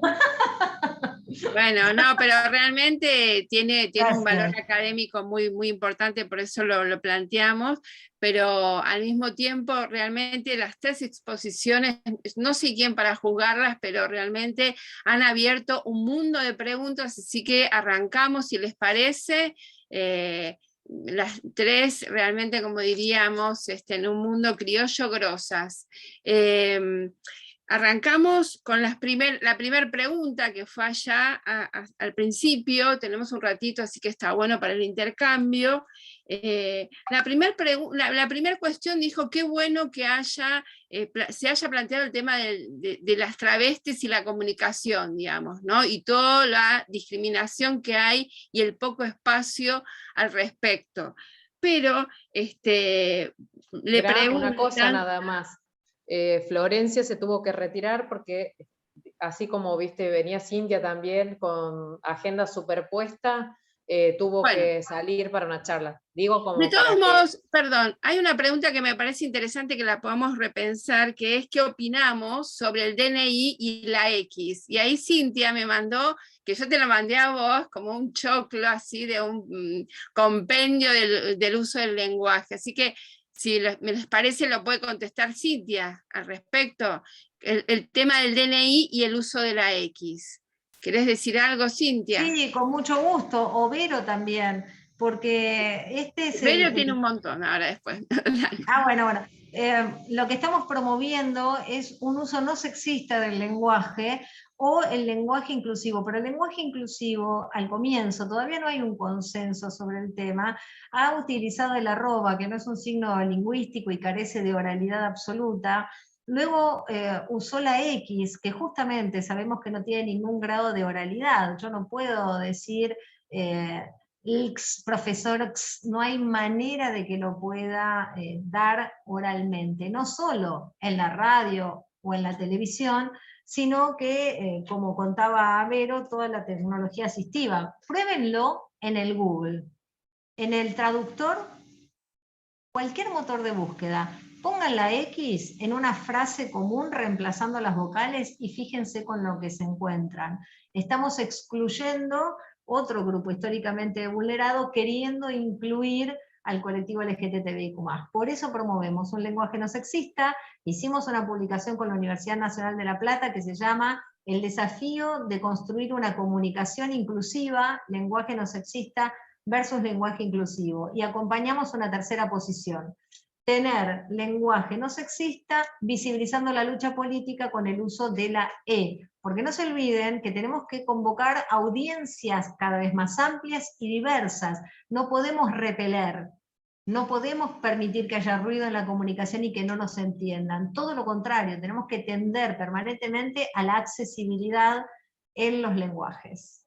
Por eso, la indicación que nos dieron con la X habría que cambiarla. Antonio pide que repita el trabajo de la Universidad Nacional de La Plata. ¿Cómo el desafío de construir una comunicación inclusiva, lenguaje no sexista versus lenguaje inclusivo. Gra, yo te la pasé, por ahí después se puede pasar a todo el curso. Bueno, dale, yo después mandamos por correo el PDF de esto que acabas de hablar, ¿sí? Va A mí todo me por gustaría correo. completar un poquito lo que decía Cintia, muy Bien, breve. Vero. Bien, Vero, Simplemente dale, muy dale, breve. dale. Que también es complejo para quienes tienen discapacidad intelectual. Incluso la E es compleja. Yo estuve trabajando en la Agencia Nacional de Discapacidad y sigo vinculada en cuestiones de capacitación, y hemos hecho un trabajo de adaptar material en lenguaje claro para un curso sobre género y discapacidad. Entonces tuvimos que explicar en lenguaje claro términos como patriarcado, como interseccionalidad, como género incluso, porque son términos abstractos y a las personas con discapacidad intelectual les resulta muy complejo entender terminología abstracta. Entonces ahí hay que, yo trato de usar mucho personas cuando hablo, ¿no? Mucho personas, como para no caer en qué vocal uso. Pero más allá de eso, hay que hacer un trabajo fuerte, tanto con las personas sordas como con las personas con discapacidad intelectual, para que incorporen estas cuestiones. Perfecto, Vero. Mira, y acá la primera pregunta que te hicieron fue que hay una de las participantes que plantea que vive cerca de un centro de personas con discapacidad, que evidentemente debe ser un hogar, por lo que ella cuenta, y que dice, ¿qué opinás al respecto de estos lugares que están encerrados estos chicos, y que ella escucha, digamos, charlar sobre el abandono que sufren? ¿Qué opinás al respecto? Bien, lo primero, no sabemos si son chicos o adultos, digo por esto de los chicos, porque siempre se presupone que las personas con discapacidad son chicos, y hay personas con discapacidad adultas a quienes se refiere como chicos. Primero, una acotación en ese sentido, ¿no? Porque se tiende a infantilizar. Y por otro lado, yo no creo que ningún lugar segregado sea bueno y sea útil. Me parece que todos los espacios segregados no contribuyen a un desarrollo, a un ejercicio de derechos. Hay muchas personas con discapacidad que no eligen qué ropa ponerse, a qué hora y qué quieren comer, digo, y en estos lugares menos aún, digo, lo digo en general, ¿no? Y por otro lado, el artículo 19 de la Convención establece que las personas con discapacidad tenemos que poder elegir dónde y con quién vivir. Todavía hay muchas personas que están muy lejos de eso, ¿no? Yo creo que lo mejor son dispositivos, si la persona no tiene un núcleo familiar, bueno, lo mejor son dispositivos del tipo centros de vida independiente, ¿no? Con apoyo entre pares, con personas que puedan asistir y servir como apoyo, pero el apoyo de ningún modo sustituye la capacidad de toma de decisiones de la persona con discapacidad. No sé si contesté a tu pregunta.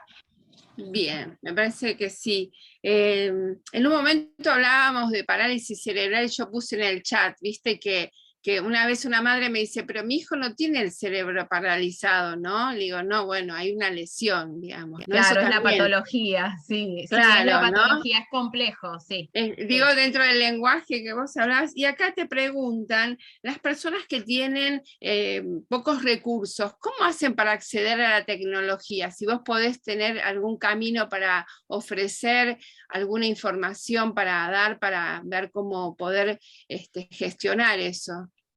Mira, la Agencia Nacional de Discapacidad tiene unos programas en el marco de la ley de cheques, que es el fondo que se crea con los cheques que se rebotan por algún error al confeccionarlos.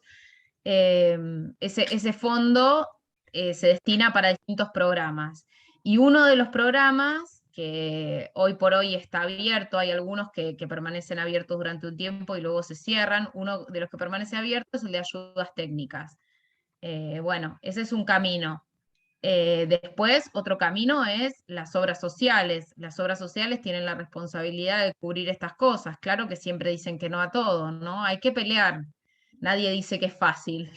Es complejísimo, y también me parece que hay algo que hay que promover, que es el desarrollo de tecnología acá en el país, ¿no? De tecnologías de este tipo. Claro que también somos pocos a veces, y entonces el público destinatario no motiva un desarrollo de tecnología en este sentido, pero bueno, hay algunas cosas que se están haciendo también como para abaratar costos y que no sean tecnologías tan costosas.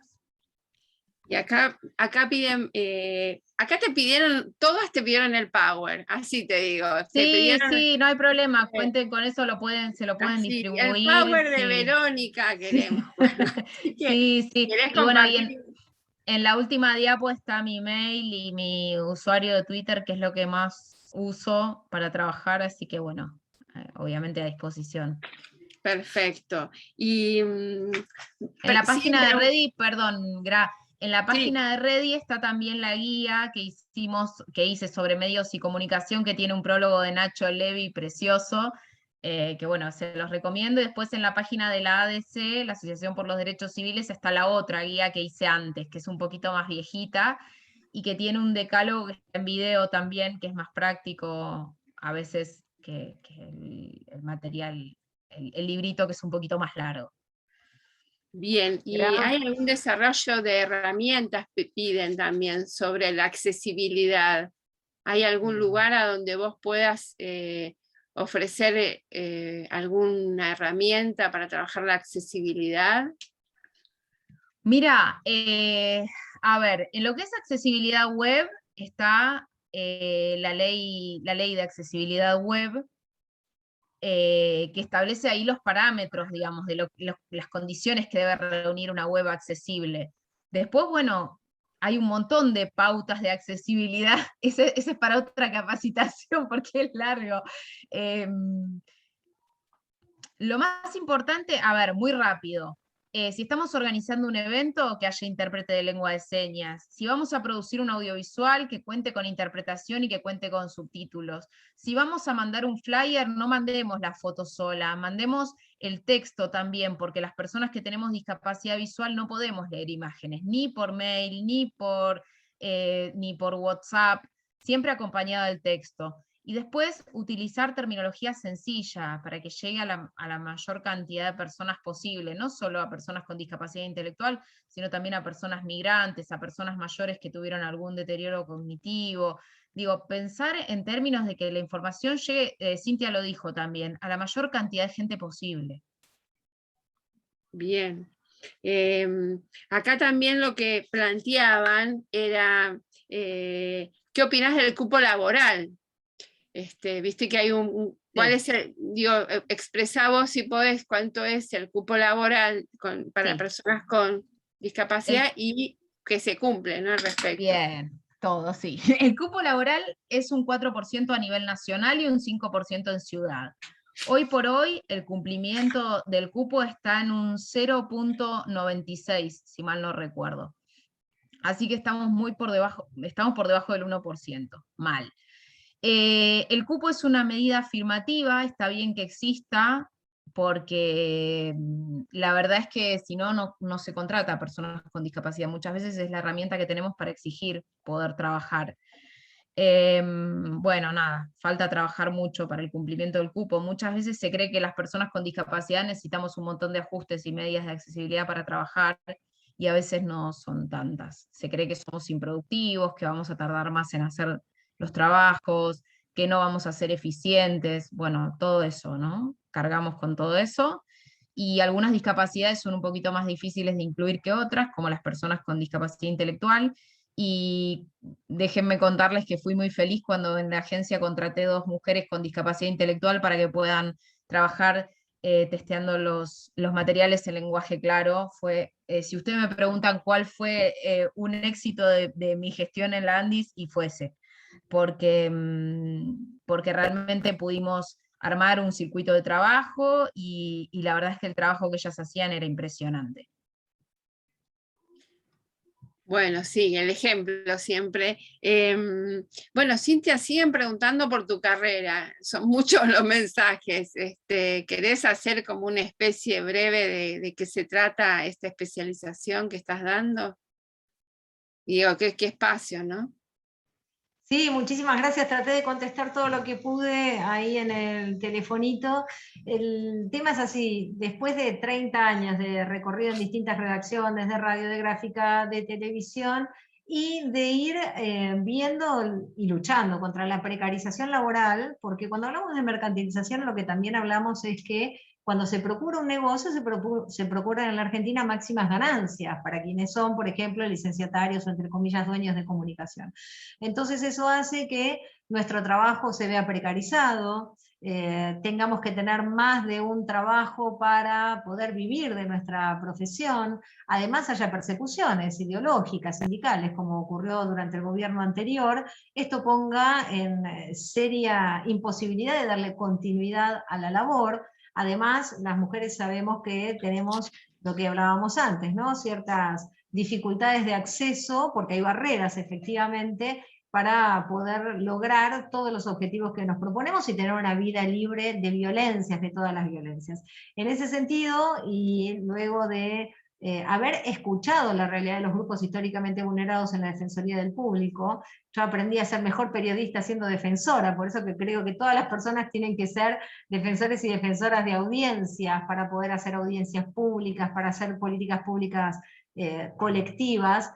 Notamos que había carencia en la formación, hay una muy mala formación del periodismo en general, o mejor dicho, hay una formación de la matriz liberal del periodismo.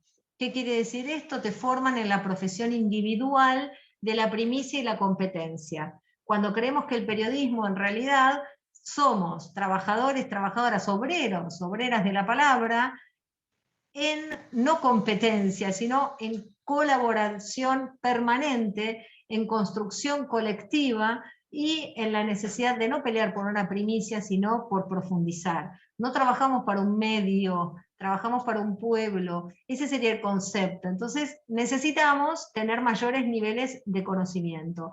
Por eso creamos este posgrado, donde tenemos especialización, por ejemplo, criminalística y género policial. Porque si no, como ustedes saben, cuando se aborda el tema policial se lo hace con una banalidad y una superficialidad que no contribuye para nada a transformar la sociedad en la que vivimos.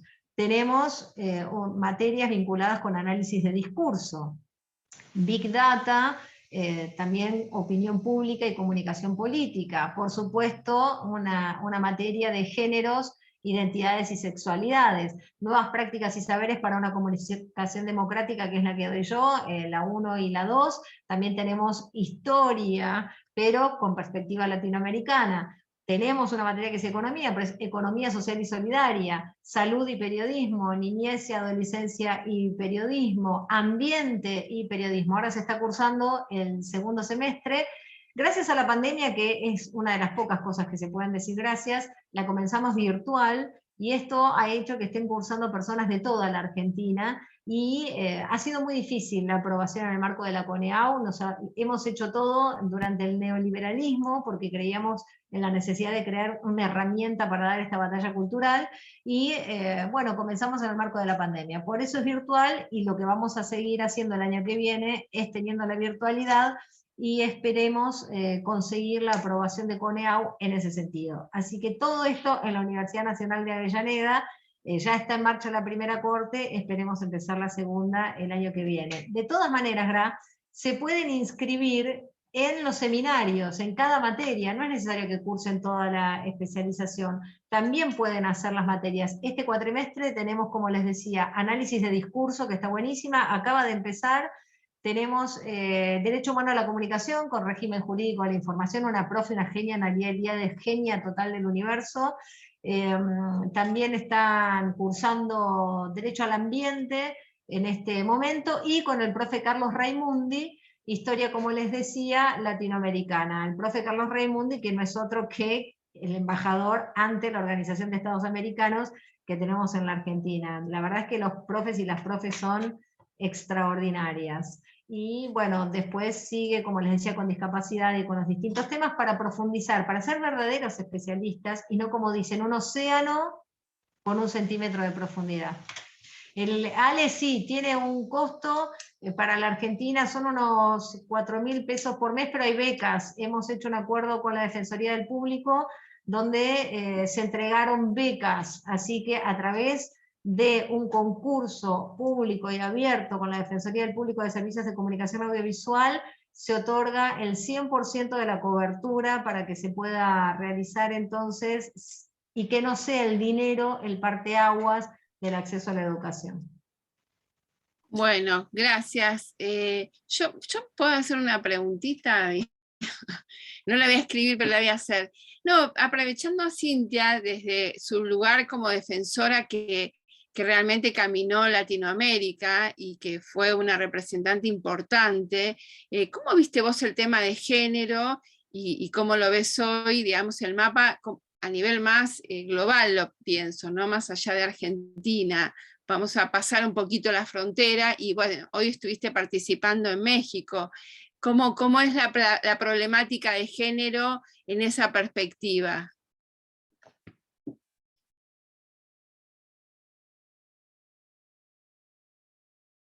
Estás muteada, ¿eh? Perdón, te decía que cuando hablamos de esas exclusiones, no es patrimonio de la Argentina. La verdad es que la situación es muy similar en América Latina, con la ultraconcentración comunicacional o con concentración o posición dominante y con estas mismas prácticas. En cuanto a las violencias contra las mujeres, hicimos un relevamiento con la Organización Interamericana de Defensa de Defensores y Defensoras de las Audiencias, y el relevamiento fue coincidente. En México, en Colombia, en Brasil y en Argentina, por ejemplo, durante la pandemia hubo un incremento de las violencias contra las mujeres, pero no se incrementaron las noticias, ya sea para concientizar, para dar asistencia, para difundir líneas y políticas públicas, sino que se invisibilizó. Lo mismo pasa con la niñez y la adolescencia, criminalizados, siempre asociados a las violencias y a las vagancias. Lo mismo pasa con las comunidades y los pueblos indígenas estigmatizados. La verdad es que el panorama lamentablemente es muy similar. Ahora vamos camino la semana que viene a un nuevo congreso de defensores y defensoras de las audiencias, del público de América Latina, y seguramente haremos la radiografía de este año y una convocatoria una vez más a que los estados corregulen y con la legislación vigente la hagan cumplir, porque ese es el otro tema que tenemos en Argentina. La Defensoría del Público debe ser vigorosa en su acción cotidiana. Lo mismo el ENACOM. RTA lo tenemos que seguir recuperando. Nos dejaron medios públicos sin públicos, absolutamente vaciados, y estamos en el camino de recuperación. Vero viene haciendo un trabajo extraordinario en la redacción del primer código de ética, no solo de la televisión pública, que esperamos presentar con los 70 años el 17 de octubre, sino el primer código de ética de los servicios de comunicación audiovisual y digitales. Es decir, nos pusimos a reflexionar internamente en la redacción de la televisión pública sobre qué es ético y qué no lo es. Necesitamos una marea ética para transformar las realidades, y no en esa lectura que se apropió la perspectiva liberal de la ética y las buenas prácticas, sino la de las mejores tradiciones de la participación popular que tenemos en América Latina, porque la ética no se escribe desde el poder, la ética se escribe desde las bases empoderadas, y son esas bases empoderadas en estado de asamblea permanente, de participación, de opinión, que construyen un diálogo con las audiencias. Esa es una de las salidas también, que trabajadores y audiencias sean un conjunto, un único colectivo organizado para poder entonces saltar esa mercantilización que se propone. Alguien por allí decía que el morbo y la espectacularización da rating. Ese es un análisis prepandémico. ¿No es cierto que los programas, por ejemplo, de supuesto política, fíjense ya los nombres, ¿no? Intratables, Fuego Amigo, realmente ya desde el nombre que titulan a mí me dan ganas de quedarme afuera, ¿no? Porque estar con Intratables o que haya Fuego Amigo no parece algo productivo para el debate público, ¿no? Para la necesidad de promoción del debate público que tenemos que tener. Sin embargo, cuando nos mirás no dan rating. Lo que hacen es dar perdurabilidad a esos discursos. Generan lógicas del caos, porque no hay verdaderos debates. Unas personas se tapan a las otras, gritan, se estigmatizan, simplemente se desconocen incluso a la hora de dar su opinión, porque una, como les decía, va tapando la posibilidad de que la otra se exprese, y todas esas realidades van promocionando incluso discursos de odio, porque no son lo suficientemente contextualizados, y el nivel de violencia política también es discursiva. Entonces hay que prestar mucha atención a esos programas que se dicen que se hacen por rating, porque no están teniendo rating, pero sí están teniendo el triunfo, el rating en términos simbólicos, de hacer circular prácticas muy negativas para la sociedad que hasta la OEA puso en el camino de la preocupación, que se está pasando de la violencia política simbólica a la física y material. Y aquí en la Argentina, en el medio de la campaña, un candidato fue baleado, se siguió adelante en la provincia de Corrientes como si nada, un local de la Cámpora, le pusieron una bomba que hasta rompió los vidrios en los locales de alrededor, se siguió adelante como si nada, en el sentido de que no fue condenado por toda la dirigencia política como se debe, y que no tenemos responsables. Y ese es un hecho muy grave. Se vandalizan los pañuelos de las madres, se vandalizan los murales, se vandalizan placas o no sé, esculturas, y no tenemos responsabilidades. Como nos enseña Vera Jarachi, con esto cierro, el no al terrorismo de Estado también es el no a los discursos del odio y es el no al silencio. Hay que alzar la voz por todos los medios posibles, rechazando siempre estas prácticas de los discursos de odio, en el campo simbólico, pero también en el campo material. Bueno, Hay un montón de mensajes. Muchas gracias, la verdad que gracias compañera Gretel, la verdad que fue un placer el día de hoy. Yo la saludo, sigo sintiendo que somos muchas en este curso, y creo que la idea de, como decíamos hoy por teléfono, despertares de conciencia nos juntan, y creo que el caso de Salta mostró claramente cómo nos tocan a una y nos tocan a todas, y saltamos desde nuestras redes y desde muchos lugares sociales. Así que bueno, gracias a Cintia, a Florencia y a Verónica y a la compañera Gretel. Gracias, Graciela. Muchas gracias a todos, a todas y a todos por estar participando hasta esta hora. Vieron que nos enganchamos, nos pasó el año anterior con el ciclo que cortaban la transmisión en vivo y seguíamos conversando. Son temas que nos interpelan y son temas que son necesarios hablar, visibilizar y sobre todo ponerlos en la discusión, ¿no? Y sobre todo en estos espacios. La idea fue humanizar la virtualidad, esperamos que alcancemos el objetivo siempre con este curso. Gracias Verónica, un abrazo a Flor que no pudo regresar, todavía sigue con su otro compromiso. Gracias Cintia. Yo, sobre todo, vieron que estos cursos a veces nos sirven para hacer chivos, ¿no? Compren el libro de Cintia, por favor. Compren el libro de Cintia. Muchas gracias. En las bibliotecas también están, digo. Lo importante es que lo lean. Sí, sobre todo eso. Muy bien, Graciela. Sobre todo eso. No tan solo comprar, sino leer. Yo voy a aprovechar la posibilidad, primero agradecer a todas las compañeras de las regionales, están las compañeras de la Secretaría también presentes, y a mi compañera Agus Oliva de la Regional Zárate, que está poniendo el cuerpo para que tecnológicamente esto salga al aire. Invitarlos mañana, los jueves, en la Regional Catamarca, porque yo soy de Catamarca, digo, si no lo sabían, les cuento. Nosotros estamos con un ciclo de conversatorios, género, política y transformación social. Mañana va a las 18 horas, yo les voy a poner en el chat para que si les interesa se puedan inscribir. Mañana, a ver, veamos. Bueno, mañana se va a tratar el aporte de las mujeres a la economía. Y nos parece re importante, si a ustedes les interesa, porque esto de registrarse, ¿no?, como aportante a la economía, y no tan solo eso, sino ver el tema del trabajo, del uso del tiempo, también nos parece importante. Va a estar Sol Prieto y también va a estar Verónica Ochoa, dos compañeras, una que está en el Ministerio de Economía de la Nación, y la otra compañera, una compita de acá de Catamarca, doctora, también en comunicación, una grosa que trabaja sobre todos los procesos en el ámbito rural. Así que si a ustedes les interesa, les paso el email por el chat, apdhregionalcatamarca@gmail.com, las que se quieran inscribir a las 18 horas. Vamos a tratar, por una cuestión de conocimiento, de exceso de conocimiento sobre el salir en vivo y todo eso, se graba y después se lo sube. Ustedes sabrán entender. De todas maneras, hemos sobrevivido. APDH Regional Catamarca, Buenísimo. Bueno, chicas, un beso y gracias. Muchísimas gracias. Todo el material grande, va a estar gracias. subido después en apdh.gov.ar. Chao, gracias. Chao, muchas gracias. Muchas gracias.